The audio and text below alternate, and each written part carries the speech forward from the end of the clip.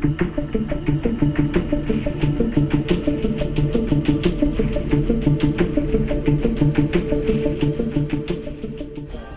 hello, I'm Steve McAvoy. I'm the very lucky and proud owner of the MG Bellevue Special. So this car was originally out of the factory in 1935, an MG NA, so it would have been a two-seater salonette. And it went to Bellevue Garages. They had 3 of them. And the Evans family who owned Bellevue Garages were racers. And they raced here at Brooklands predominantly. And they took those 3 NAs and they would rent them out. So anyone that wanted to go round Brooklands rather fast, if you could afford it, they would hire them out. They would look after the car for them. They go round and round and they deliver it back to the garage. And then a chap called Wilkie Wilkinson in 1936 joined Bellevue Garages as their racing head, and he decided they needed a race machine. So he took one of those NAs and he built this single-seater out of a box of bits from the factory, mostly K3 components, etc., and built this race car known as the Bellevue Special.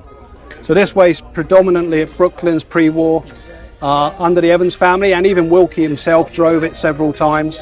It won a number of races here, and in fact it won the very last race under the ownership of Charles Mortimer on the mountain circuit here before it closed before the war. So it's got a lot of history here at Brooklands. It also has a lot of history elsewhere, so it raced in period at Donington, Empire Trophy, Leinster Trophy, etc.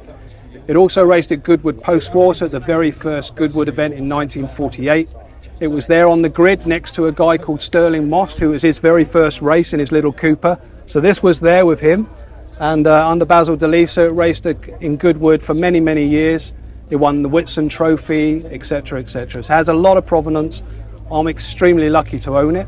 For the last 3 years, we've completely rebuilt the car from front to back, from the supercharger to the rear axle. We've rebuilt everything, and very lucky. Last year we were actually at the 75th centenary event for Goodwood, and we actually reenacted that race again with 3 MGs. So the Parnell, the Bear MG, and the Bellevue Special that were on that grid in 48, we raced again last year. So very, very lucky. This year we've raced at Brands Hatch successfully, Silverstone, and last weekend we were at Zandvoort in Holland on the Grand Prix circuit, where she went phenomenally well. So yeah, we're really lucky to own her, and it's just a privilege to have a piece of history and just to bring it to events like this. So yeah, we're very lucky. Fascinating, Steve. So did it start off life in this format with the 4 wheels at the back?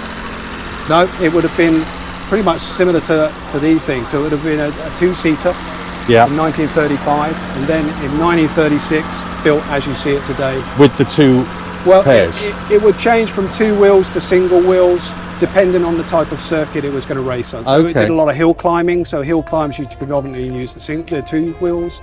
Circuits you'd have a single wheel. Wow.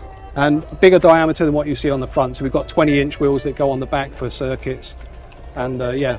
So it was obviously successful with those pairs of wheels at the back. Yes.